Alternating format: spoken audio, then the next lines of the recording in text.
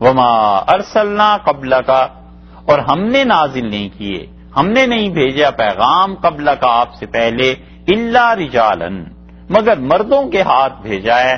اس سے معلوم ہوا کہ انبیاء علیہ الصلوۃ والسلام سارے کے سارے مرد تھے، عورتوں کو نبوت نہیں دی، کیونکہ اللہ تعالی نے بشر کی بجائے بھی رجال کا لفظ استعمال کر دیا، تو رجل مرد، رجال اس کی جمع آ گئی نا۔ اگر اللہ تعالیٰ یہ کہتے کہ اس سے پہلے ہم نے کسی کو بھی نبوت اور رسالت سے سرفراز نہیں فرمایا مگر بشر کو، تو پھر بھی ہو سکتا تھا کہ بشر انسان مرد بھی ہو سکتا ہے، عورت بھی ہو سکتی ہے، کیونکہ بشر کا لفظ کامن ہے دونوں کے لیے، مرد اور عورت کے لیے۔ اللہ نے رجالن کا لفظ خاص طور پر استعمال فرما دیا، اشارہ اس طرف کر دیا کہ نبوت مردوں کو ملی ہے، عورتوں کو نہیں ملی ہے۔ نوحی الیہم، مگر یہ کہ ہم حکم بھیجتے رہے ہیں ان کو بھی، فاسألوا اہل الذکر، سو پوچھ لو ان سے جو یاد والے ہیں، جنہیں یاد ہے، ان کنتم تعلمون، اگر تمہیں علم نہیں ہے تو تم ان سے پوچھ لو۔ کفار مکہ سے کہا کہ تمہیں علم نہیں ہے تو ایسے کرو ان سے پوچھو جنہیں علم ہے کہ اس سے پہلے بھی انبیاء علیہ الصلوۃ والسلام کیا تھے۔ یہ اب جوابات کا سلسلہ شروع ہوا۔ پہلا اعتراض انہوں نے یہی کیا تھا نا کہ ایک آدمی ہے ہم جیسا، اللہ نے فرمایا اس سے پہلے بھی آدمی آیا کرتے تھے، بشر کا اعتراض کرتے ہو، اس سے پہلے بھی مرد آیا کرتے تھے۔ فَاسْأَلُوا أَهْلَ الذِّكْرِ إِن كُنتُمْ لَا تَعْلَمُونَ، ان سے پوچھو جنہیں علم ہے، خبر ہے، اگر تمہیں نہیں معلوم۔ تو مراد یہ تھی کہ اہل کتاب، ان سے پوچھ لو، کیونکہ مشرکین مکہ دین کے معاملے میں اپنے پروہت اور براہمن جو تھے ان کے مکہ مکرمہ میں، ان کے بعد اعتماد اگر کسی پہ کرتے تھے تو یہودیوں پر، کیونکہ انہیں ان کا خیال یہ تھا کہ یہودیوں کے پاس ہدایت ہے، مدینہ منورہ جاتے تھے، جا کے مذہب کی باتیں دریافت کرتے تھے۔ اسی لیے رسول اللہ صلی اللہ علیہ وسلم کے متعلق یہ گئے اور اللہ تعالی نے سورہ یوسف کے متعلق بتا دیا کہ اس طرح یہ جا کے ان چیزوں کو پوچھتے تھے۔ سورہ بنی اسرائیل میں بھی اس کا واقعہ آ گیا، اور سورہ نساء میں تو اللہ تعالی نے شدید ناراضگی کا اظہار فرمایا ہے کہ یہودی اتنے برے ہیں کہ مشرکین مکہ جب ان سے پوچھنے آئے کہ تم قسم کھاؤ ہمارا شرک والا دین یہ اچھا ہے یا محمد صلی اللہ علیہ وسلم جو دین لے کر آئے ہیں وہ اچھا ہے، تو یہودیوں نے قسم کھا کے انہیں بتا دیا کہ اہدی سبیلا، جو تمہارا دین ہے وہ زیادہ اچھا ہے اور محمد صلی اللہ علیہ وسلم کا دین ٹھیک نہیں۔ اللہ نے فرمایا اس حد تک ان میں تعصب بڑھ گیا ہے، اور اللہ تعالیٰ نے بڑی سخت آیات نازل فرمائی ہیں جو پچھلے برس گزر گئیں سورہ نساء میں۔ یہاں اللہ نے فرما دیا، اللہ تعالیٰ نے کہا فَاسْأَلُوا أَهْلَ الذِّكْرِ، تم جاؤ اور پوچھ لو ان سے جن کو یاد ہے، جو یاد والے، جنہوں نے تورات پڑھی ہے، انجیل پڑھی ہے، ان چیزوں کو ان کا پتہ ہے، ان سے پوچھو، وہ تمہیں بتا دیں گے کہ پچھلے انبیاء علیہ السلام، حضرت عیسیٰ اور حضرت موسیٰ اور باقی انبیاء علیہ السلام، وہ بھی انسان ہی تھے، اس دنیا میں آئے تھے۔ اب محمد صلی اللہ علیہ وسلم جو آئے ہیں یہ بھی انسان ہی ہیں، اور تم ان کے معاملے میں کیوں اتنی ضد سے کام لے رہے؟ یہ تو کوئی دلیل نہیں ہے کہ چونکہ بشر ہے لہذا ہم نے انہیں ماننا نہیں۔ اللہ تعالی نے اس کی نفی فرما دی۔ اصول کی بات ایک مفسرین نے یہاں لکھی ہے، اور اس اصول کو شاہ ولی اللہ صاحب رحمۃ اللہ علیہ نے الفوز الکبیر میں بھی لکھا ہے، اور بہت لوگ لکھتے چلے آئے ہیں حضرت شاہ صاحب رحمۃ اللہ سے بھی پہلے، کہ الفاظ جو ہوا کرتے ہیں اگرچہ وہ کسی خاص واقعے کے بارے میں نازل ہوئے ہوں، لیکن ان کا اطلاق، امپلیمنٹیشن، اس کی مراد عمومی طور پر ہوا کرتی ہے، یہ نہیں ہے کہ ان الفاظ کو ہم صرف اسی واقعے کے متعلق چھوڑ۔ اس آیت میں اللہ تعالی نے کہا کہ مشرکین مکہ اگر تم نہیں جانتے تو ان سے جا کے پوچھو، یہودیوں سے جو جاننے والے ہیں، اور ان سے پوچھ لو۔ وہ کہتے ہیں یہ تو ہے خاص چیز کہ مشرکین مکہ کا اور یہودیوں کا معاملہ، لیکن یہ قیامت تک کے لیے عام ہے، اور اس کا مطلب یہ ہے کہ جو آدمی شریعت کو نہیں جانتا وہ اس سے جا کر پوچھ لے جو شریعت کو جانتا ہے۔ تو پہلے اسپیشلائزیشن تھی ایک چیز کی، مشرکین اور جیوز کے درمیان تھا، اب اسے جنرلائز کر دیا مفسرین نے اور فقہا نے۔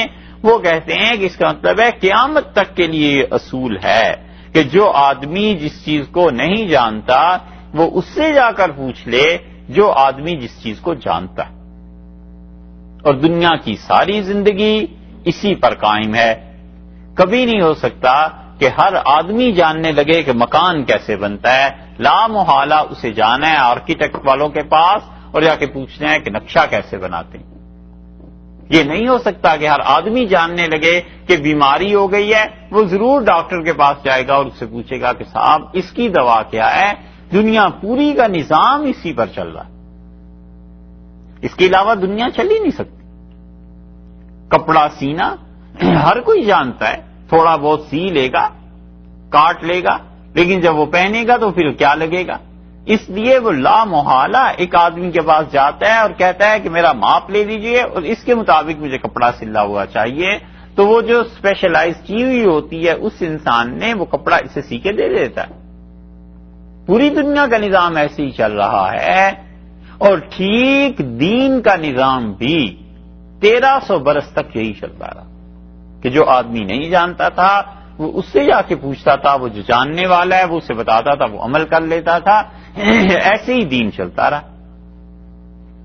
اگر ہم یہ کہیں کہ ہر آدمی دنیا میں ہر کام جاننا سیکھ جائے، مثلا اسے لا محالہ اپنی زندگی میں کھانا بھی کھانا ہے، تو ہر آدمی کو چاہیے کہ وہ کھانا پکانا جانتا ہو۔ وہ 10 طرح کے کھانے کھانا چاہتا ہے، کسی دن وہ سبزی کھانا چاہتا ہے، کسی دن وہ بریانی کھانا چاہتا ہے، کسی دن زردہ پکانا چاہتا ہے۔ ہر آدمی کو یہ ساری چیزیں پتا ہونی چاہیے۔ اچھا سا آگے چلیے، ہر آدمی نے چونکہ کپڑے پہننے ہیں لہذا ہر مرد و عورت کو کپڑے سلنے کا ڈھنگ آنا چاہیے۔ ہر ایک نے بال کٹوانے ہیں تو ہر ایک کو بال کاٹنے بھی سیکھنے چاہیے۔ ہر ایک آدمی نے گھر کے نیچے رہنا ہے تو اسے پتا ہونا چاہیے کہ چھت میں کتنا سریا پڑے گا، لکڑی کہاں سے آئے گی، کتنا سائز اس کا ہونا چاہیے۔ یہ تو 2-3 مثالیں ہیں، آپ ساری انسانی زندگی کو سوچیں تو بھلا اس طرح انسان کی زندگی گزر سکتی؟ قطعاً نہیں ہو سکتا۔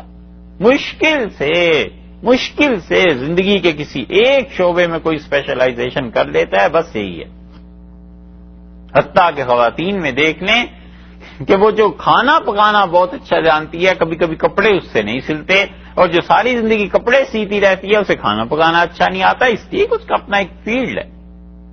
ٹھیک یہی چیز دین میں بھی تھی، 1300 برس تک چلتی رہی کہ انہوں نے کہا دین ہر آدمی نہیں پڑھ سکتا، بھئی ہر آدمی نہیں سیکھ سکتا، اس سے معاش بھی کمانا ہے، کچھ نے بچوں کی پرورش بھی کرنی ہے، اور اوپر جا کر لیول کو آپ دیکھیں تو کچھ لوگوں نے سرحد میں حفاظت بھی کرنی ہے، کچھ لوگوں نے تجارت بھی کرنی ہے، معاشرے کے لیے میڈیسن والے لوگ بھی چاہیے، ہر طرح کے آدمی چاہیے، تو اس میں کچھ علماء بھی چاہیے دین کے۔ تو جو تم کہتے ہو کہ ہر علم ہر ایک آدمی سیکھ لے، یہ ہو نہیں سکتا، لہذا جب بھی تمہیں ضرورت پیش آئے گی کھانے پینے کی، کپڑے پہننے کی، ان چیزوں کی، اس کے لیے تمہیں کچھ اور لوگ مل جائیں گے۔ ملک کی حفاظت کرنی ہے، اس کے لیے تمہیں فوج مل جائے گی۔ مارکیٹ میں جانا ہے، اکانومسٹ تمہیں مل جائیں گے جو ان چیزوں کو، اور دین کے بارے میں بھی کچھ لوگ ایسے ہیں جنہوں نے اسپیشلائزیشن کی ہے، وہاں جا کر دین کا پوچھو، وہ تمہیں بتائیں گے کہ دین کیا ہے۔ یہ فَاسْأَلُوا أَهْلَ الذِّكْرِ کہ اللہ نے فرمایا پوچھو جا کے ان سے جنہیں یاد ہیں یہ چیزیں، ان کو تم لا تعلمون، اگر تمہیں علم نہیں ہے تو ان سے جا کر پوچھ لو۔ 1300 سال تک امت کا نظام ایسے ہی چلتا رہا ہے، لوگوں کو ضرورت پیش آئی، لوگوں نے دین کے مسائل صحابہ رضی اللہ عنہ سے پوچھے، تابعین کا دور آ گیا، پھر جو نسل آئی انہیں مسائل کی ضرورت پیش آئی، انہوں نے تابعین سے پوچھے، پھر تبع تابعین سے پوچھے، پھر ایک نسل دوسری نسل سے پوچھتی رہی، حتیٰ کہ لوگوں نے جا کر امام ابو حنیفہ رحمۃ اللہ سے فتوے لیے، امام صاحب رحمۃ اللہ نے مسئلہ بتا دیا، پھر امام شافعی، مالک، احمد ابن حنبل رحمۃ اللہ علیہ جو جس سے پوچھتا رہا ہے، اسی طرح ان کے مسائل ترتیب ہو گئے۔ یہی تقلید تھی، یہی فقہ تھی، یہی مسائل کا پوچھنا تھا کہ اپنے سے زیادہ علم والے کے پاس جا کر پوچھ لیا۔ اب آدمی یہ کہے کہ مجھے ان تمام دلائل کا بھی علم ہونا چاہیے، جن دلائل کی بنیاد پر یہ فتویٰ دیا گیا ہے، تو پھر اس سے دیکھ لیجئے وہ دین کا ایک کام بھی نہیں کر سکتا۔ مثلا نماز ہے، آپ جاتے ہیں کسی کے پاس اور آپ کہتے ہیں کہ نماز میں کیا ہر صورت میں بسم اللہ پڑھنی چاہیے ہر رکعت میں؟ وہ کہتا ہے کہ سورہ فاتحہ کے آغاز میں ہر رکعت میں بسم اللہ پڑھنی، ختم ہو گئی بات۔ اب یہ بیٹھ جائے اور کہ حضرت اس کے دلائل بھی دیں، وہ کہیں لے آؤ حدیث کی کتابیں، یہ اب حدیث کی کتابیں لینا چلا گیا، پھر انہوں نے کہا یہ دیکھو بخاری میں یہ لکھا ہے، فلاں جگہ یہ لکھا ہے، فلاں جگہ یہ لکھا ہے۔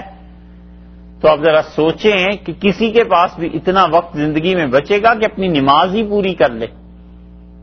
ہر بات پہ جو دلیل جا کے پوچھنی ہے کہ یہ کہاں آیا ہے کتاب و سنت میں، کس جگہ پر آیا ہے، اور وہ بھی دلیل بیان کرنے لگ جائیں، تو پھر ہو چکے کام دنیا کے، پھر نہ تجارت ہو، نہ معیشت ہو، نہ شہر چلے، نہ فوج چلے، سارے بیٹھ کے ایک نماز کو اسی لیے کرتے رہیں، ہر کوئی اپنی اپنی کتاب اٹھا کر لاتا ہے۔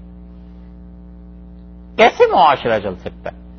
اسی لیے تقلید اس چیز کا نام تھا کہ دوسرے پر، اپنے سے زیادہ علم والے پر اعتبار کر کے مسئلہ پوچھ لینا، اور اس حسن ظن کے ساتھ، اس اچھے گمان کے ساتھ کہ حضرت کے پاس دلیل ہوگی، میں نہیں پوچھتا اس کو، نہ میرے پاس فرصت ہے، نہ مجھے اس کی ضرورت ہے، یہ اللہ کے اچھے بندے ہیں، جھوٹ بولتے نہیں، دین کے معاملے میں مجھے دھوکہ دیں گے نہیں، اور یہ صحیح مسئلے کو مجھ تک بتا دیں گے بغیر دلائل کی تفصیل میں جائے ہوئے، یہ بتا دیں گے۔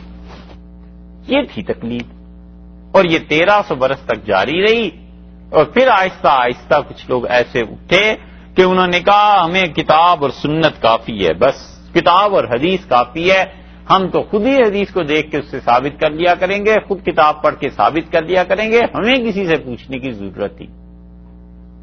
اور نتیجہ یہ نکلا کہ انہوں نے جب حدیث سے براہ راست احکامات ثابت کرنا شروع کیے تو وہ کسی ایک چیز پہ سارے لوگ متفق نہیں ہو سکے۔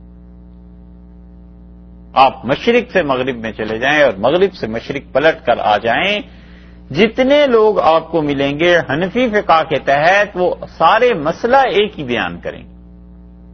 وہ سب یہ کہیں گے کہ مسافر اس پر قصر ضروری ہے، آدھی نماز پڑھے، مسافر آدمی 4 کی بجائے 2 رکعتیں پڑھے۔ اور جتنے کہتے ہیں نا حدیث، ان سے پوچھیں یہاں کوئی کچھ فتویٰ دے گا، وہاں کچھ فتویٰ دے گا، وہاں کچھ فتویٰ دے گا، وہ کہتا ہے حدیث میں آیا۔ سارے حنفی آپ کو فقیہ اسی پر ملیں گے مفتی کہ وہ کہیں گے کہ 80 کلومیٹر سے زیادہ جب سفر ہو تو وہ سفر ہے، لہذا تم نماز کو قصر پڑھنا۔ اور ان سے پوچھیں حدیث میں، ایک کہتا ہے دوسرے شہر میں جاؤ، دوسرا کہتا ہے اپنے گھر سے جب نکلو سفر کے ارادے سے تو قصر شروع ہو گیا، اپنے شہر میں، اپنی گلی میں، اپنے محلے کی مسجد میں جاؤ تو بھی آدھی نماز پڑھنا، کیونکہ تم سفر میں نکل چکے ہو، اور حدیث میں آیا ہے کہ ہم رسول اللہ صلی اللہ علیہ وسلم کے ساتھ قصر نماز پڑھتے تھے جبکہ ہماری بستیوں میں نظر آ رہی ہوتی۔ تو اب اس حدیث سے وہ دلیل لیتے ہیں کہ اپنا شہر نظر آ رہا ہے، شہر کے بیچ میں ہی ہو تو بھی نظر آ رہا ہے، بس قصر پڑھو۔ اور حنفی فقہا سے پوچھے تو وہ کہتے ہیں اس کا مطلب یہ ہے کہ سفر میں وہ جب چل پڑتے تھے اپنی بستی کی حد سے نکل جاتے تھے تو نگاہ پھیر کے بستی تو نظر آتی ہی تھی نا، وہ اس حد میں جا کر اپنی شہر کی حد سے باہر نکل کے قصر کیا کرتے تھے۔ یہ وہ فتنہ ہے جو 13ویں صدی سے شروع ہوا اور بڑھتا ہی چلا جا رہا ہے، اور یہ اور بڑھے گا، بہت بڑھ جائے گا، بہت زیادہ۔ اور وہ جو آیا ہے رسول اللہ صلی اللہ علیہ وسلم نے بتایا ہے کہ ہر آدمی اپنی عقل پر مر مٹے گا، وہ سب سے زیادہ یہی پائی جاتی ہے، اس فتنے کو روکا نہیں جا سکتا، اس لیے کہ اب پریس عام ہے اور معلومات عام ہیں، ہر آدمی مفتی بننے کے چکر میں، اور پھر مسجدیں اور دینی ادارے خاص طور پہ یورپ میں، امریکہ میں، آسٹریلیا میں، یہ ان لوگوں کے ہاتھ میں آ گئے ہیں جنہوں نے دین کو بنیادی طور پر 1 سال بیٹھ کے بھی کسی استاد سے نہیں پڑھا، 1 سال کوئی حدیث کی کتاب انہوں نے کسی استاد سے نہیں پڑھی، کوئی بھی کتاب انہوں نے جیسے قرآن پاک ہے اس کو کسی استاد سے نہیں پڑھا۔ اور آدمی جب اساتذہ سے نہ پڑھا ہوا ہو اور جب پڑھے اور عقل اس کی ٹھکانے ہو تو سمجھ آ جاتی ہے کہ اچھا علم یہ چیز ہوتی ہے، اور جو نہیں پڑھا تھا تو کیا سمجھ لیتے، اور پڑھا ہے تو کیا سمجھ لیتے۔ صحیح مسلم کی روایت ہے، حضرت عائشہ رضی اللہ عنہا نے کہا کہ رسول اللہ صلی اللہ علیہ وسلم روزے کی حالت میں اپنا جسم مبارک مجھ سے ملا لیتے تھے۔ لفظ جو آیا ہے حدیث کا وہ جسم کے ملانے کا آیا ہے، اس کی کوئی ممانعت نہیں۔ اب جنہوں نے حدیث نہیں پڑھی نا اساتذہ سے، وہ کہتے ہیں اس کا مطلب ہے کہ ازدواجی تعلقات قائم کر لیتے تھے روزے کی حالت میں بھی، اور یہ ہے کہ روزہ بھی جاری ہے اور یہ بھی چیز ہے۔ اب کون سمجھائے کہ بھائی یہاں پر جسم ملانے کا مطلب وہ نہیں ہے جو تم سمجھے ہو، بلکہ جسم ملانا جیسے ساتھ کوئی لیٹ چاہتا ہے تو جسم اس کا مل جاتا ہے، یہ مطلب۔ کتنی ہی احادیث ایسی ہیں، ایک دو چار نہیں، سینکڑوں احادیث ایسی ہیں جن کو دیکھ کر یہ لوگ فتویٰ دیتے ہیں کہ حدیث میں یہ آ گیا، حدیث میں یہ آ گیا، حالانکہ وہ احادیث قابل عمل ہیں ہی نہیں۔ بس اتنا پتہ ہے رسول اللہ صلی اللہ علیہ وسلم یہ فرمات کیا، یہ ایک دور میں یہ چیزیں تھیں، بس ختم ہوئی بات۔ اور یہ فتنہ اس لیے بڑھتا جا رہا ہے کہ لوگوں کو اس میں آسانی، کبر ہے نا بنیادی طور پہ، کہ کیوں کسی سے پوچھیں، آخر ان کے پاس کیا ہے، ہمارے پاس کتابیں نہیں ہیں، ہمارے پاس یہ چیزیں نہیں ہیں۔ ارے بھئی یہ سب کچھ ہے، لیکن ایک آدمی نے اپنی زندگی ایک موضوع پر لگا دی ہے، اس کی رائے میں زیادہ وزن ہے بنسبت دوسرے آدمی کے، اور یہی معاملہ حیرت ہے اس بات پہ کہ دنیا کی زندگی میں یہ اصول نہیں اپناتے۔ کبھی یہ بھی تو کریں کہ آج کھانسی ہے، بخار ہے بچے کو، تو ڈاکٹر کے پاس جانے کی کیا ضرورت ہے، میڈیسن کی کتاب گھر میں ہے، کھولو، کہیں کف لکھا ہوا ہوگا، کہیں فیور لکھا ہوا ہوگا، اس کے سامنے جو بھی چیزیں اٹھا کر دے دو۔ اس کو نہیں کرتے دنیا کی زندگی۔ یہ وہ چیز ہے جس کا نام ہے عدم تقلید، کہ کسی بھی امام کا متعین کر کے تقلید نہ کرنا، اور اپنے پاس سے دین کے مسائل کتاب و سنت سے علیہ باللہ براہ راست طور پر لینا۔ اسی لیے محدثین کہتے تھے کہ الاحادیث مضلۃ الا الفقہاء، حدیث پڑھنے سے اگر اساتذہ سے نہ پڑھی ہوئی ہو تو آدمی گمراہ ہو جاتا ہے، سوائے ان لوگوں کے جو حدیث کا اصل مطلب جانتے ہیں کہ اصل اس کے معانی کیا ہے۔ اور یہ وبا ایسی پھیلی ہے کہ لوگوں میں عجیب و غریب فتوے آنے شروع ہو گئے، اور وہ صرف حدیث کی کتاب کو دیکھ کر سمجھتے ہیں بس یہ کافی ہے، اس پہ فتویٰ دے دو۔ مثلا رسول اللہ صلی اللہ علیہ وسلم نے یہ بتا دیا کہ نماز امام کے پیچھے پڑھو، وہ چاہے نیک ہو اور چاہے وہ گناہ گار ہو۔ تو اس میں فتویٰ یہ ہو گیا کہ نماز پڑھانے والا آدمی اگر مرزائی ہے، ختم نبوت کا منکر ہے، تو بھی اس کے پیچھے نماز پڑھ لو، کیونکہ حدیث میں آیا چاہے گناہ گار ہے چاہے نیک ہے نماز پڑھو۔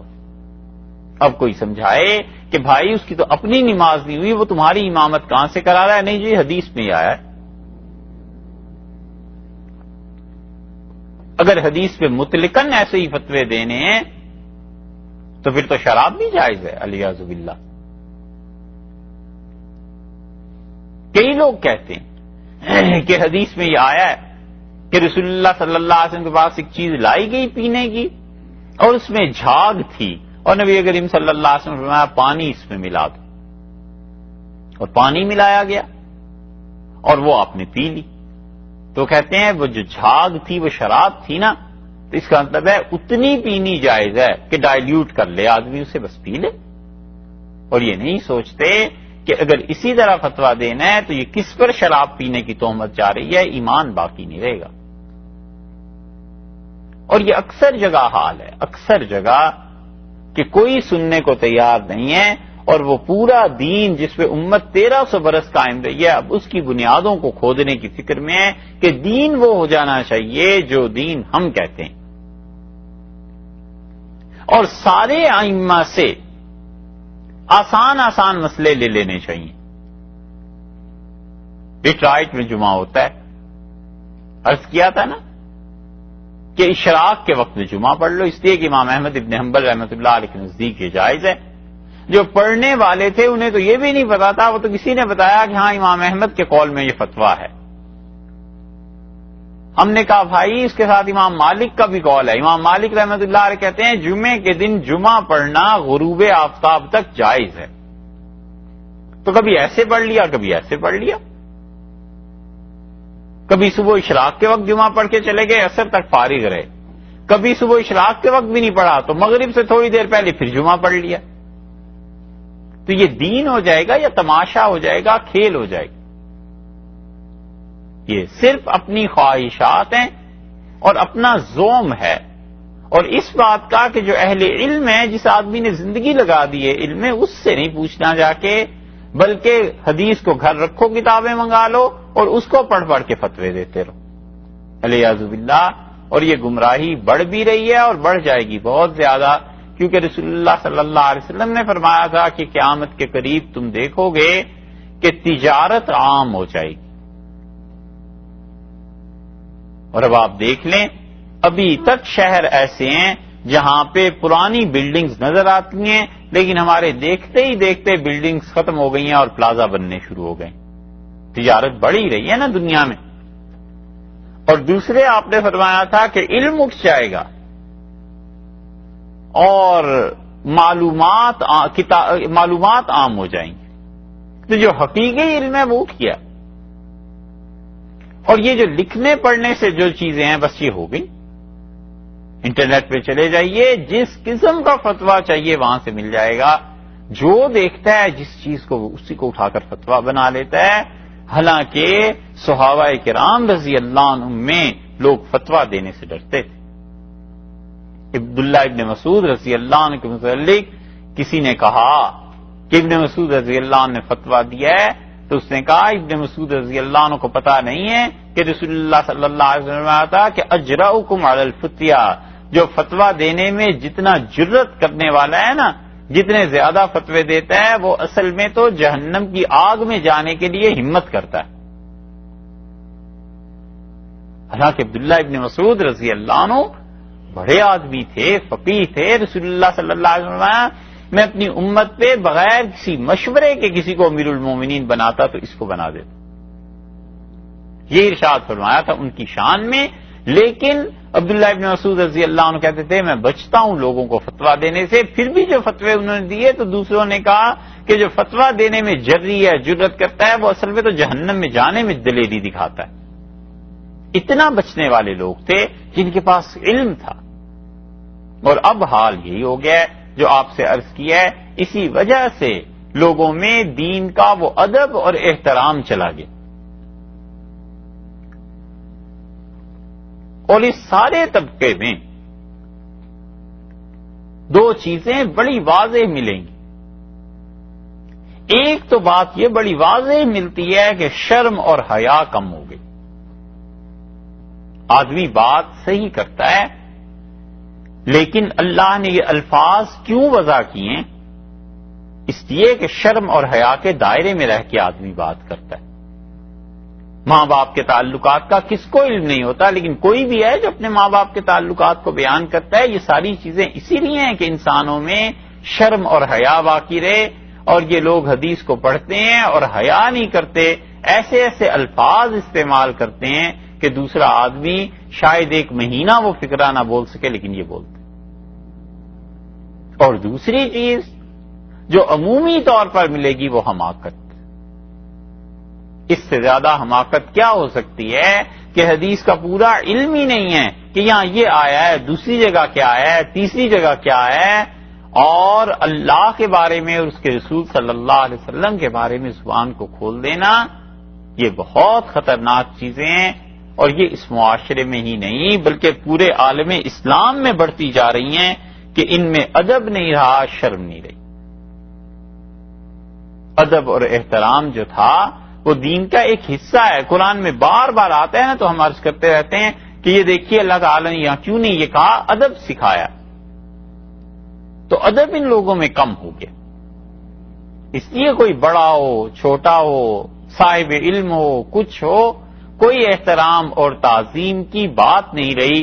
جبکہ پچھلے دور میں لوگ جو علم دین پڑھتے تھے پڑھاتے تھے ادب اور احترام تھا، اتنا ادب اور احترام تھا کہ اساتذہ کے سامنے زیادہ بولنا، زیادہ بحث کرنا اس کو وہ برا سمجھتے تھے،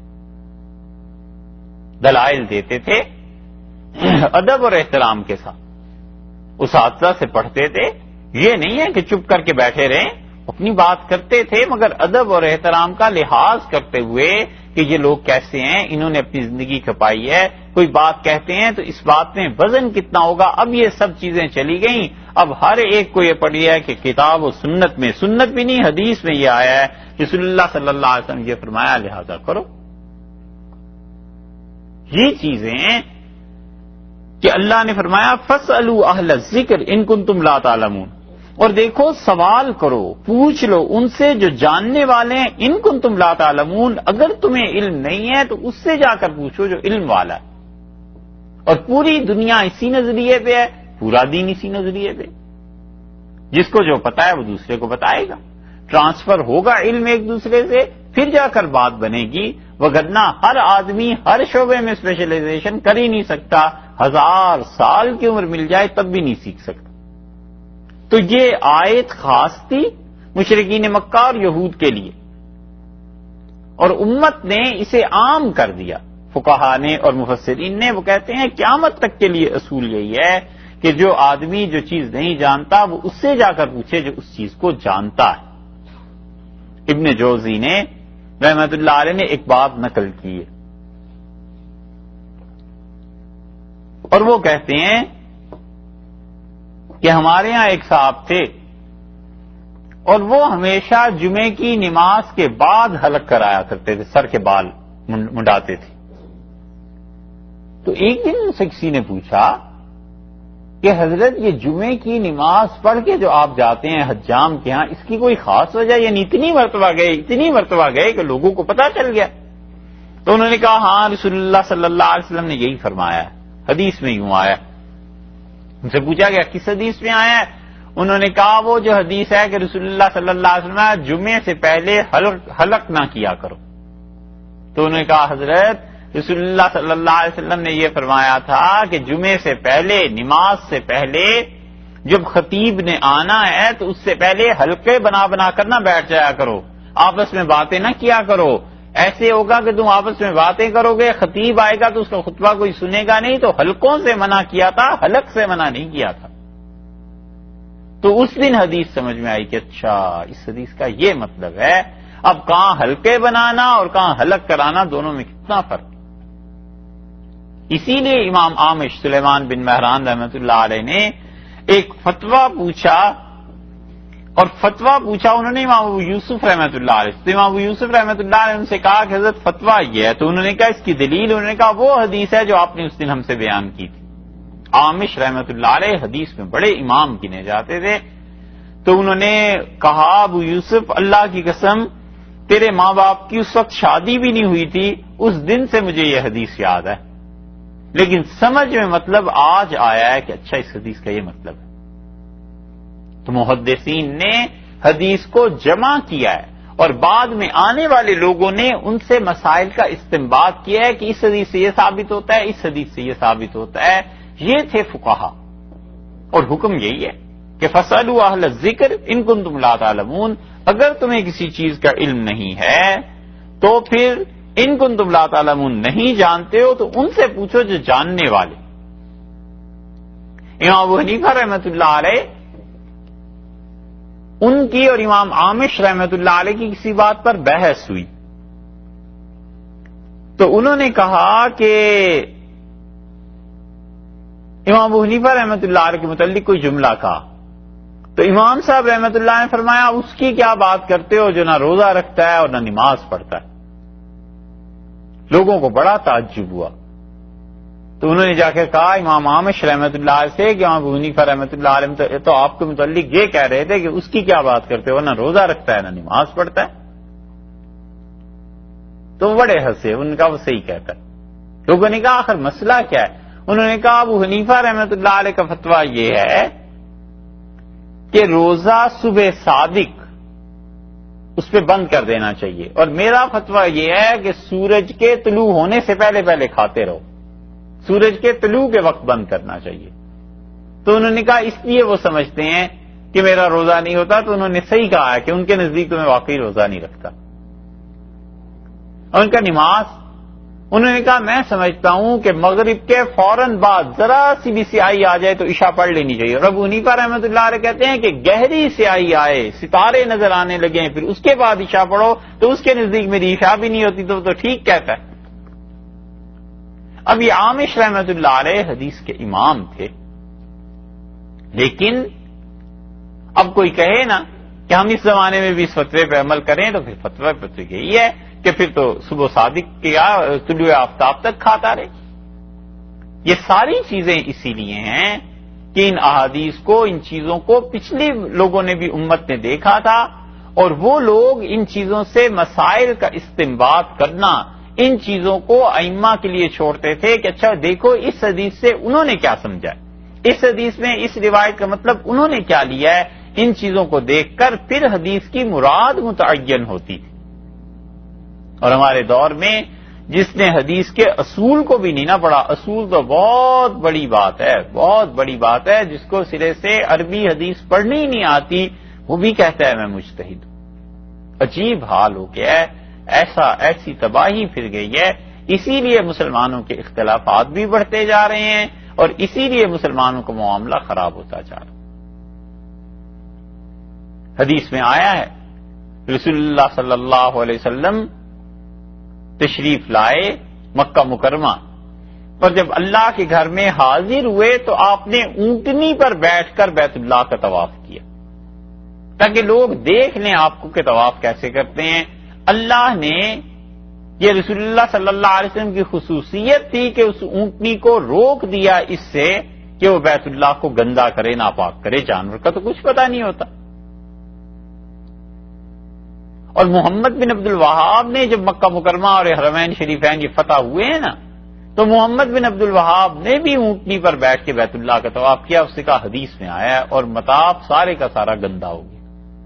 اب حدیث میں تو واقعی آیا تھا یہ، لیکن یہ نہیں سمجھ آئی کہ رسول اللہ صلی اللہ علیہ وسلم نے کیا فرمایا، یعنی ان کی خصوصیات جو ہیں اس میں دخل دینا امت کو جائز ہی نہیں ہے۔ یہ ہیں چیزیں، اور اس قسم کی متعدد چیزیں ہیں، انسان کتنا اس کو گنے اور گنوائے، مگر لوگوں میں ادب نہیں رہا ایک، اور حیا نہیں رہی۔ اس لیے جو چاہے فتوے دیتے رہو، جو چاہے دین کے معاملے کرتے رہو، اور علماء کے امتحان کے لیے وہ لوگ بیٹھ جائیں جنہیں سرے سے علم کی خبر ہی نہیں کہ چیز کیا ہوتی ہے، یہ اس سے بری بات کیا ہو سکتی۔ اللہ تعالی نے اس آیت میں اس سے اعتراض کا جواب دیا کہ انہوں نے کہا حل ھذا الا بشر مثلکم، تیسری آیت میں، کہ یہ تم جیسا ایک انسان ہی تو ہے۔ کون ہے یہ ایک انسان؟ اللہ تعالی نے فرمایا وما ارسلنا قبلک الا رجالا نوحی الیہم، اور آپ دیکھیے آپ سے پہلے بھی جو تھے جن کو ہم نے وحی بھیجی ہے وہ مرد ہی تو تھے۔ فسلوا اہل الذکر ان کنتم لا تعلمون، اور آپ پوچھئے ان سے جو جاننے والے ہیں، ان سے کہیے ان سے جا کے پوچھو جو جانتے ہیں ان چیزوں کو، ان کنتم لا تعلمون، اگر تمہیں علم نہیں۔ وما جعلناہم، اور ہم نے ان انبیاء علیہ السلام کو ایسا نہیں بنایا تھا جسدن، ان کا جسم، کہ لا یاکلون الطعام، وہ کھانا نہ کھاتے، وما کانوا خالدین، اور نہ ہی وہ ہمیشہ ہمیشہ اس دنیا میں رہنے والے تھے۔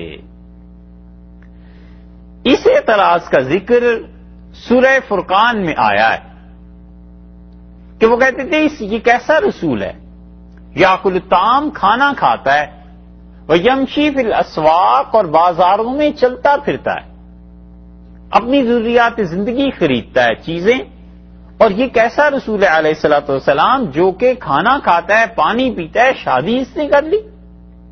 یعنی مانیں گے انسان کو تو خدا مان لیں گے، مگر نہیں ماننا تو یہ نہیں ماننا کہ ایک آدمی اپنی بشری تقاضوں اور ضروریات سمیت اللہ کا پیغمبر، اللہ کا ایلچی، اللہ کی طرف سے اس کا محبوب بندہ آ کر لوگوں کو اللہ کی راہ بتائے، یہ نہیں ماننا۔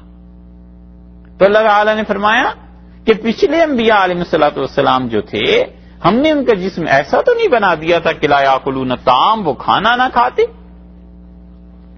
اسی طرح رسول اللہ صلی اللہ علیہ وسلم کا جسم مبارک ایسا تو نہیں بنا دیا کہ وہ کھانا نہ کھائیں، وہ بھی کھانا کھاتے ہیں، بلکہ یہاں تک کہ حدیث میں آتا ہے رسول اللہ صلی اللہ علیہ وسلم نے اپنے پیٹ پہ پتھر باندھے خندق میں، اور کھانے کے لیے کوئی چیز نہیں تھی، تو صحابہ رضی اللہ عنہ کہتے ہیں ہم نے دیکھا کہ 2 پتھر باندھے ہوئے تھے رسول اللہ صلی اللہ علیہ وسلم نے، اور ہم نے عرض کیا اللہ کے رسول یہ 2 کس وجہ سے ہیں؟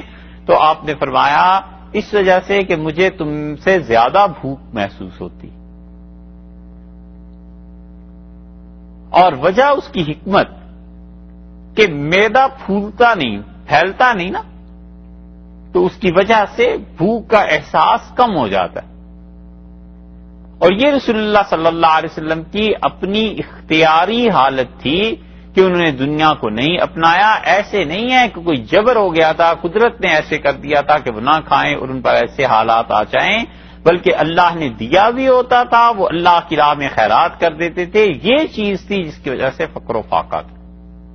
اور رسول اللہ صلی اللہ علیہ وسلم نے اپنی بہت سی خصوصیات جو گنوائی ہیں ان میں سے یہ چیز بھی گنوائی ہے کہ آپ نے فرمایا میں نے اس وجہ سے 2 پتھر باندھ دیے ہیں کہ مجھے تمہاری بنسبت کھانے کی زیادہ ضرورت پیش آتی ہے۔ اللہ نے فرما دیا وما جعلناہم جسدا لا یاکلون الطعام، اور ہم نے تو انبیاء علیہ السلام کا ایسا حال نہیں رکھا تھا، جسم نہیں بنایا تھا کہ وہ کھانا نہ کھائیں، وما کانوا خالدین، اور نہ ہی وہ ایسے تھے کہ ہمیشہ ہمیشہ رہے۔ یہ ہمیشہ ہمیشہ زندہ رہنا یہ تو اللہ کی شان ہے، اس لیے اللہ تعالی کی شان ایسی ہے کہ وہ تو ہمیشہ کے لیے ہے اور ہمیشہ سے ہے، اور انبیاء علیہ السلام وہ صبح و شام تمہارے سامنے ہیں، کھاتے بھی ہیں، پیتے بھی ہیں، وفات کی حالت بھی ہے، زندگی بھی ہے، یہ سب کچھ ہے۔ یہ خدا نہیں ہو سکتے، خدا کے نائب ہیں، ایلچی ہیں، قاصد ہیں، پیغمبر ہیں علیہ الصلوۃ والسلام جو دنیا میں آئے ہیں۔ ہاں یہ بات ہے کہ وہ تم جیسے بشر نہیں ہیں، اللہ کا بڑا قرب کا مقام انہیں حاصل۔ اسی لیے آپ دیکھیں تو رسالت کے دعوے کرنے والے زیادہ ہیں اور اللہ ہونے کا دعویٰ کرنے والے کم ہیں، کیونکہ اٹھتے بیٹھتے جو لوگ دیکھیں گے کہ کھانا کھا رہا ہے، پی رہا ہے، بیوی بچے ہیں، تو وہ کہیں گے تو کیسا خدا ہے۔ اور انبیاء علیہ الصلوۃ والسلام کیونکہ ان میں اور آپس میں قدریں مشترک تھیں، یہ ساری کامن چیزیں تھیں نا، تو نبوت کا دعویٰ بہت سے جاہلوں اور گمراہوں نے کیا، کافروں نے، اور اللہ ہونے کا دعویٰ وہ زیادہ لوگوں نے نہیں کیا۔ ایک تھا اس نے خدائی کا دعویٰ کر دیا تھا۔ ایک بزرگ تھے، ایک کیا مولانا سید حسین احمد صاحب مدنی رحمت اللہ علیہ یوپی میں تقریر کر رہے تھے، سہارنپور میں، اور مرزا غلام احمد قادیانی کا یہ جو مرزائیوں کا فتنہ تھا بہت عروج پہ تھا، تو یوپی میں تقریر کرتے انہوں نے کہا یہ سہارنپور اور یوپی کا خطہ، یہ یہاں اولیاء اللہ جنم لیتے رہے ہیں، ولی پیدا کرتا رہا ہے، اور پھر پنجاب کی طرف اشارہ فرمایا اور فرمایا وہاں وہ نبی پیدا کرتا رہا ہے۔ غلام قادیانی پنجاب کا تھا نا، تو حضرت نے فرمایا ان کا تو یہ حال ہے، یعنی مزاح کے طور پہ۔ تو ایک آدمی تھا اس نے خدا ہونے کا دعویٰ کر دیا، اب مل گئے اسے، بہت سے مل گئے، اس کے پاس ہر وقت رہتے تھے، اور وہ بڑی دیر دیر کے بعد بولتا تھا، اور جس کسی کو کہتا تھا یہ ہو جائے گا وہ اتفاق ایسا کچھ لوگوں کے ساتھ ہو گیا، تو ایک بات ہو گئی 99 اگلوں نے اپنے بات سے ملا لی، ہوتے ہوتے اس کی خدائی مشہور ہو گئی۔ اس کے گاؤں میں ایک اور آدمی بھی تھا، وہ تھا تو زمیندار بڑا لیکن تھا جاہل، سے بڑی غیرت آئی۔ اس نے کہا اس فلانے کو دیکھو خدائی کا دعویٰ کر بیٹھا ہے اور لوگ بھی اس کے پیچھے پیچھے جا رہے ہیں، اب اگر میں اسے کچھ کہتا ہوں تو میری اپنی نمبرداری ختم ہوتی ہے، گاؤں والے میرے خلاف ہو جائیں گے، اور اگر کچھ نہیں کہتا تو بڑی بے غیرتی ہے کہ گاؤں میں خدا آیا ہوا ہے اور خدائی کا دعویٰ ہے اور میں اسے کچھ کہہ نہ سکوں۔ تو وہ انتظار میں رہا، کئی مہینے گزرے، سال گزرے، اس نے کہا چلو کبھی تو خدا اکیلا ہوگا نا۔ وہ ایک دن ایسی بارش شدید تھی کہ کوئی آیا ہی نہیں، بندہ اور والیاذ باللہ جو خدا تھا وہ بیٹھا ہوا تھا، تو یہ زمیندار خوب کھاتا پیتا تھا، موٹا تازہ تھا، اس کے گھر چلا گیا اور اندر سے آ کے کنڈی لگا لی۔ اس نے کہا کہ جناب کیسے مزاج؟ اس نے جو دیکھا نمبردار کھڑا ہے تو اس نے کہا بالکل ٹھیک ہوں، بیٹھا رہا۔ اس کا میں بیٹھ جاؤں؟ اس کہا بیٹھ جاؤ۔ کہا آپ اللہ ہیں، خدا ہیں؟ اس کا ہاں میں خدا ہوں۔ اس نے کہا اچھا یہ ساری کائنات آپ کے حکم سے؟ کہ میری حکم سے چل رہی ہے۔ باتیں پوچھتا رہا۔ اس نے کہا میں اسی لیے حاضر ہوا تھا کہ آپ کی خدائی جو ہے اس کے متعلق، تو کہنے لگا مجھ پہ ایمان لاؤ پھر میں تمہیں اپنی خدائی کی چیزیں بتاؤں۔ تو اس نے کہا یہ کتنے عرصے سے آپ خدا ہیں؟ مجھ سے بس یہ پوچھنا تھا، آخری سوال اس نے پوچھا۔ اس نے کہا جب سے میں پیدا ہوا ہوں اس سے بھی پہلے سے خدا تھا۔ جب اس نے یہ سنا نا نمبردار نے تو اٹھ کھڑا ہوا اور بال پکڑے اور ایک تھپڑ لگایا۔ اس نے کہا ارے بے حیا تو نے میرے باپ کو مارا تھا؟ پھر دوسرا مارا اور کہنے لگا ارے کمبخت تو نے میری ماں کو مارا تھا؟ اچھا تو نے اتنی بھینسیں میری مار دی تھی؟ اچھا اس سال بارش نہیں ہوئی تھی اتنی ہماری فصلیں خراب ہوئی، یہ تو کرتوت کرتا رہا، مارتا بھی رہا اور گنواتا بھی رہا۔ اس نے ہاتھ جوڑ دیے، اس نے کہا بابا میں اس وقت خدا نہیں تھا۔ تو اس لیے اللہ تعالیٰ نے انبیاء علیہ الصلوۃ والسلام کے متعلق جو کہا ہے نا کہ ہم نے ان کے جسم بنائے ہی ایسے نہیں تھے جو کھانا نہ کھائیں، وما کانوا خالدین، اور وہ ہمیشہ رہنے والے بھی نہیں تھے۔ تو ان چیزوں کو دیکھ کر انسان یہ سمجھ سکتا ہے کہ انبیاء علیہ الصلوۃ والسلام جتنے بھی بلند درجے کے تھے لیکن اللہ کی الوہیت میں، خدا کی خدائی میں شریک نہیں تھے۔ ثم صدقناہم الوعدہ، اور پھر اس کے بعد سچا کر دکھایا ہم نے ان سے جو وعدہ کیا تھا۔ ہم نے وعدہ کیا تھا کہ ان لوگوں کو فتح دیں گے، نصرت دیں گے، ان کے پیغام کو اور دین کو غالب کریں گے، اور ان کے جو مخالفین ہیں انہیں تباہ کر دیں گے۔ صدقناہم الوعدہ، اور ہم نے اپنے وعدے کو سچا کر دکھایا۔ جو انبیاء علیہ السلام بغیر اسباب اور بغیر ظاہری ساز و سامان کے تھے اللہ نے ان کا غلبہ کر دیا، اور جو ساز و سامان اور چیزوں سمیت تھے خدا نے انہیں پٹوا دیا۔ اس بات کو لکھا ہے، اللہ نے فرما دیا ہے کہ میرا وعدہ سچا رہا اور میں نے اپنے وعدے کو پورا کیا۔ اور اللہ کا وعدہ آگے چل کے قرآن کریم میں آتا ہے، اللہ تعالی نے جہاں پر فرمایا ہے خود سے، اللہ نے فرمایا کہ ہم نے یہ طے کر دیا تھا کہ ہم اپنے اچھے بندوں کی مدد کریں گے، اور اللہ نے یہ طے کر دیا تھا کہ ایمان والوں کو نجات دیں گے۔ یہ وہ وعدے ہیں جو اللہ نے پورے کی، کہ بظاہر اسباب اور سامان کچھ نہیں تھا لیکن خدا کا وعدہ پورا ہوا اور وہ غالب ہوئے اور اسباب اور سامان والے مٹ کر رہے۔ مولانا روم رحمۃ اللہ علیہ نے مثنوی میں ایک شعر میں بڑی زبردست یہ حقیقت بیان کی ہے، وہ کہتے ہیں جملہ قرآن است در قطع سبب۔ قرآن بار بار یہ کہتا ہے کہ غلبہ جو ہے وہ اللہ کے وعدے کے مطابق ہوا کرتا ہے، اسباب اور وسائل سب کچھ نہیں ہوا کرتے۔ عز درویشو ہلاک بو لہب، درویش آدمی جس کے پاس کچھ نہیں ہوتا خدا اسے غالب کر دیتا ہے، اور ابو لہب جس کے پاس سب کچھ تھا خدا نے اس کی پٹائی کروا دی۔ تو اللہ تعالی نے فرمایا صدقناہم الوعد، ہم نے اپنے وعدے کو پورا کیا، فانجیناہم، اور ہم نے انہیں بچا لیا، ومن نشاء، اور ہم نے بچایا اس کو بھی جس کو ہم نے چاہا۔ تو انبیاء علیہ الصلوۃ والسلام تو بچ گئے، ومن نشاء جس کو ہم نے چاہا، تو اس کا مطلب یہ ہے کہ خدا نے کچھ کافروں کو بھی بچا دیا۔ اب ان کافروں کو کیوں بچا دیا، ان منکروں کو کیوں اللہ نے رہنے دیا؟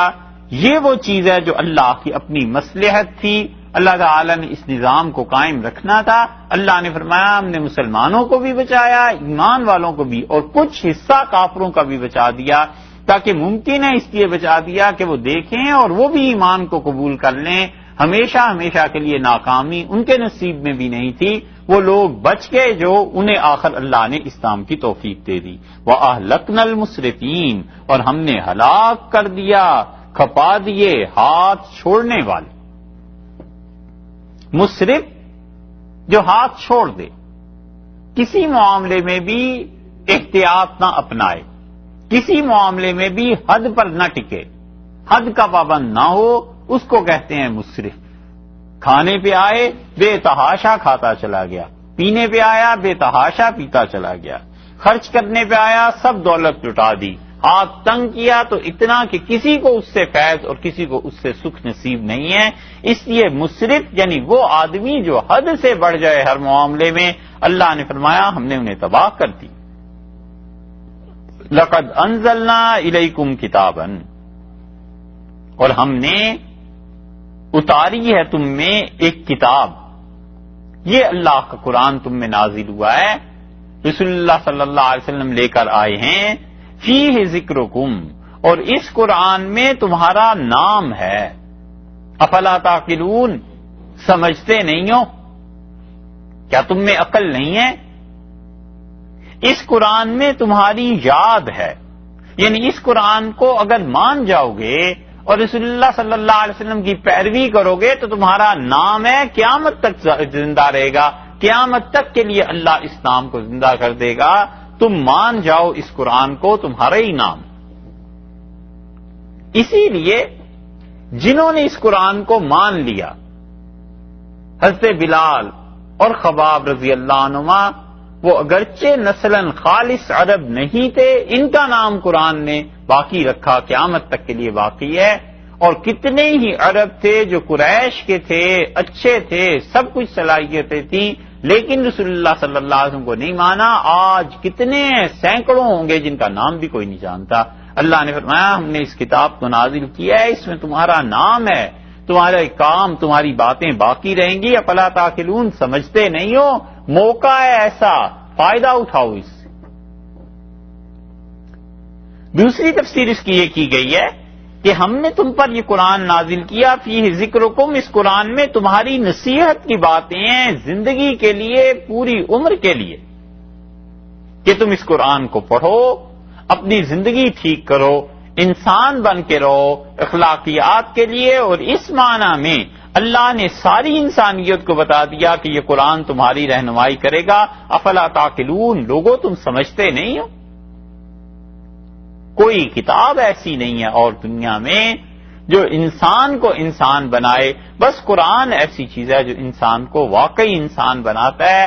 اللہ ہر طرح کی چیزیں بیان کرتا ہے، اپنی توحید کو، انبیاء علیہ الصلوۃ والسلام کے مقام کو، قیامت کو، آخرت میں جواب دینے کو، دنیا میں عدل اور انصاف کے ساتھ حکومتیں قائم کرنے کو، رعایا کا خیال کرنے کو، اپنی زندگی کو برے اخلاقیات سے بچانے کو، آدمی اپنی زندگی میں اچھی اخلاقیات کو لے آئے، اس کو، معیشت کو کہ کیسے زندگی گزارنی ہے، حلال اور حرام کو، اللہ کی مرضی اور نامرضی کی چیزوں کو.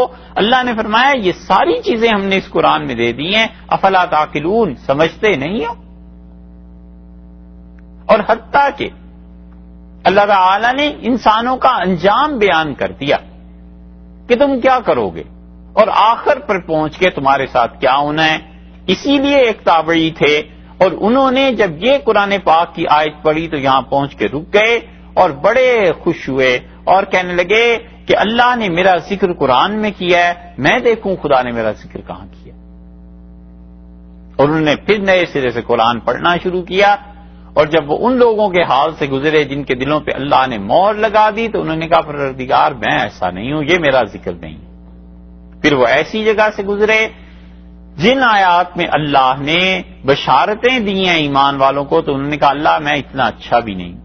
اور پھر ایسی آیت پہ پہنچے جس میں آیا ہے کہ ہمارے بندوں میں کچھ لوگ ایسے بھی ہیں جنہوں نے نیکیاں بھی کی ہیں اور گناہ بھی کیے ہیں اور ہم ان کی نیکیوں کو قبول کر لیں گے اور ان کے گناہوں سے درگزر کر دیں گے.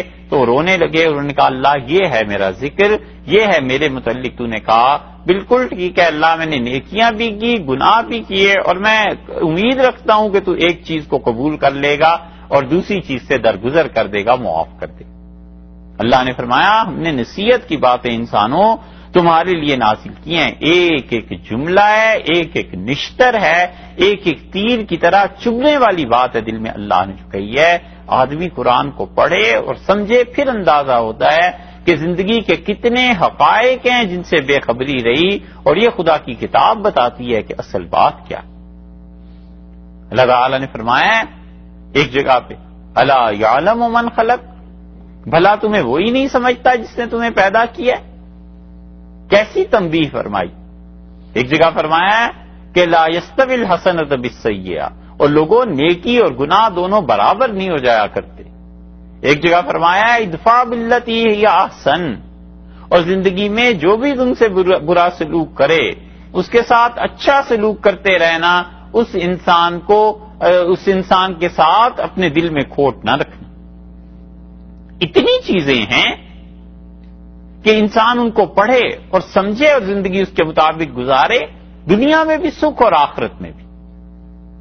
اور جنہیں نہیں ہدایت حاصل کرنی ہوتی وہ اسی قرآن کو پڑھتے ہیں، اور بڑے بڑے مستشرق کارلائل ابھی گزرا ہے، یہ سب اپنی کتابوں میں لکھتے ہیں کہ قرآن کی سمجھ ہی نہیں آتی، یہ تو چند ایک بے ربط عبارتوں کا مجموعہ ہے، الیاذ باللہ، کہ اس میں آپس میں ربط ہی نہیں ہے۔ کہیں ایک جگہ دیکھو کسی کا ذکر شروع ہوتا ہے، پھر کسی اور چیز پہ چلے جاتے ہیں، پھر کسی اور چیز پہ چلے جاتے ہیں۔ اس قرآن کی آیات میں آپس میں ترتیب نہیں ہے، جبکہ بائبل میں ایسی چیز نہیں ہے، بائبل میں ایسی چیز ہے۔ بائبل جو ہے ایک جملہ دوسرے جملے کے ساتھ ملا ہوا ہے، اور یہاں یہ نہیں ہے۔ ہم سوچتے ہیں یہی دلیل ہے اللہ کی کتاب ہونے کی، کہ جیسے اس نے چاہا اپنا کلام نازل فرمایا، اور یہی دلیل ہے تورات اور انجیل کے منحرف ہو جانے کی، انسانوں کی دخل اندازی کی، کہ انہوں نے اسے باقاعدہ ایک پیٹرن سے مرتب کر دیا۔ اب کوئی آدمی اٹھے قرآن کی ترتیب بدل دے، وہ کہے سورہ طٰہٰ میں ذکر آیا ہے موسیٰ علیہ السلام کا، یہاں سے کہانی شروع کرو کہ یہ وہ پیدا ہوئے ہیں، یہ اللہ نے ان کی والدہ صاحبہ کی طرف وحی کر دی، یہ ان کی بہن جا رہی ہیں، یہ آگے فرعون مل گیا ہے، یہ یہاں سے موسیٰ علیہ السلام چلے گئے مدین کی بستی میں، یہ آ گئے ہیں، انہیں نبوت مل گئی، اب یہ آئے ہیں فرعون کو دعوت دینے کے لیے، تو وہ تو مرتب کہانی کر سکتا ہے، اس لیے کہ انسان کا دماغ ہے، انسان یہ چاہتا ہے کہ اس طرح کے مرتب کہانیاں اور یہ چیزیں پڑھے۔ بھلا جو چیز انسان کے دماغ میں ہے کیا اللہ بھی اس کا پابند ہے؟ اللہ تعالیٰ نے ایسے نہیں کیا، جہاں جتنا حصہ جتنی ضرورت تھی جو چیز سمجھانی تھی اس کے مطابق نازل کر دی کہ یہ چیزیں ہیں، باقی یہ کہ مرتب کہانیاں تو بائبل میں اس لیے ہیں کہ وہ تو انسانوں کی لکھی ہوئی ہے، تو انسان تو پھر ایسے ہی لکھتا ہے۔ اللہ تعالیٰ نے اس لیے ارشاد فرما دیا کہ دیکھو اس قرآن میں ذکر ہے، یاد ہے تمہاری، تمہارے سمجھنے کی چیزیں ہیں، افلا تعقلون، تم عقل سے کام نہیں لیتے۔ وَكَمْ قَسَمْنَا، اور کتنی بستیاں تھی ہم نے کھپا دی۔ یہ جو کم ہے، اس کم کے بعد جب جمع آتی ہے تو اس کا مطلب یہ ہے کہ کتنی ہی، کم قسمنا، کتنی ہی بستیاں تھیں، من قریۃ، گاؤں، بستیاں، کانت ظالمۃ، اور وہ تھیں گناہگار، ہم نے کھپا دی، ہم نے ہلاک کر دی، تباہ کر دی۔ انبیاء علیہ الصلوۃ والسلام کی جب مخالفت ہوتی ہے اور خدا کی نافرمانی کی جاتی ہے تو پھر اسی طرح تباہی آ جایا کرتی ہے۔ اللہ نے کتنی قوموں کو تباہ کر دیا۔ حضرت صالح علیہ الصلوۃ والسلام کی قوم تھی، عاد اور ثمود کی قومیں، اور کتنی بستیاں جن کی ہمیں خبر ہی نہیں ہے، آج تک آثار برآمد ہو رہے ہیں۔ اللہ تعالی نے فرمایا کہ الم تر کیف فعل ربک بعاد، اور تم نے غور نہیں کیا اللہ نے عاد کی بستی کے ساتھ کیا کیا تھا۔ ارم ذات العماد، وہ جو ستونوں والے تھے، جن کی ساری تہذیب میں پلرز کی بڑی اہمیت تھی، کالمز کی، ستون پہ ستون کھڑے کرتے جاتے تھے، ان کے ساتھ اللہ نے کیا کیا دنیا نہیں جانتی تھی۔ اور 1980 میں آ کے عمان کے قریب جب کھدائیاں ہوئی ہیں اور امریکن گئے اور انہوں نے کھدائی کی اور ریت ہٹائی، ان کا خیال تھا کہ یہاں ایک تہذیب ہونی چاہیے، اور انہیں تحقیق کی، پتہ چل گیا، اور 80s میں جا کر وہ بستی پوری کی پوری نکل آئی، اور اب تک ہے، ہر طرف ستون ہی ستون نظر آتے ہیں، ہر طرف پلرز ہی پلرز نظر آ رہے ہیں۔ یہ چیزیں ہیں، اللہ نے کہا کتنی بستیاں تھیں جنہیں ہم نے برباد کر دیا، اور انسان اس کو نہیں جانتے، لیکن کانت ظالمتن، وہ اپنے حق میں ظلم کرتی رہیں، شرک کرتی رہیں، گناہ کرتی رہیں، وانشاناہا، اور ہم نے اٹھا کھڑی کی، بعدہا، ان کے بعد، قوما آخرین، اللہ نے اٹھا کھڑی کی کتنی قومیں اللہ نے کھڑی کر دی ان کے مرے پیچھے، وہ مر گئے، اللہ کی زمین بے آباد نہیں رہی، اللہ کا ایک نظام چلتا ہے، اور اللہ تعالی نے اور بستیوں کو آباد کر دیا۔ اللہ ایسے لوگ لے آیا جو اس کے مطیع اور فرما بردار تھے، اور اللہ تعالیٰ ایسے لوگوں کو لے آیا جو اس کی اطاعت کرنے والے تھے، انبیاء علیہ السلام کی بات ماننے والے تھے۔ اس لیے قرآن نے ایک جگہ اصول کی بات کر دی، اللہ تعالیٰ نے فرمایا وَإِن مِّن قَرْيَةٍ إِلَّا نَحْنُ مُهْلِكُوهَا، اور اس کائنات میں کوئی ایسا شہر نہیں ہے جسے ہم ہلاک نہ کر دیں، کیونکہ انسان ایک عرصے تک ٹھیک رہتے ہیں، پھر مدتوں خراب ہوتے ہیں، پھر ان میں بیماریاں شروع ہوتی ہیں شرک کی اور ظلم کی، اور اللہ اس ظلم کی وجہ سے بستیوں کو تباہ کر دیتا ہے، اور اللہ تعالیٰ اپنی مخلوق میں ظلم کی ریت اور ظلم کی رسم ہمیشہ نہیں چلنے دیتا۔ کفر سے ملک بچ جاتا ہے اور ظلم سے ممالک نہیں بچا کرتے۔ جب لوگ ظلم کرتے ہیں خدا ان کی بستیوں کو تباہ کر دیتا ہے، اس لیے اللہ تعالیٰ نے فرمایا کتنی بستیاں ہم نے تباہ کر دی، اور ان کے بعد نئی قومیں کھڑی ہو گئیں۔ فلما احسوا بأسنا، اور جب انہوں نے محسوس کیا، احسو آہٹ پائی، آہٹ معمولی سی آواز، پاؤں کی آہٹ ہوتی ہے نا، دبے دبے کوئی پاؤں رکھتا ہے اور کہتے ہیں آہٹ سنائی دی۔ فلما احسوا بأسنا، اور جب انہوں نے آہٹ پائی باسنا ہماری پکڑ کی، ہمارے عذاب کی، جو ہی انہوں نے دیکھا خدا کا عذاب آنا شروع ہے، اذا فوراً اذا ہم منہا، اور تو وہ تھے اس عذاب سے لگے وہاں سے یرقدون، بے تحاشا بھاگنا۔ یرقدون اصل میں ہے ایڑ لگانا، اور ایڑ لگانا اردو میں کس کو کہتے ہیں؟ ہاں، گھوڑے نے ایڑ لگائی، تو جانور کا بے تحاشا بھاگنا اسے کہتے ہیں رکض۔ اور اسی سے عربی میں پھر سیکنڈ اس کی جو تھاٹ ہے، دوسرے جو اس کے معانی ہیں، اس میں ہے کسی کا زمین پر پاؤں مارنا، ارکض برجلک۔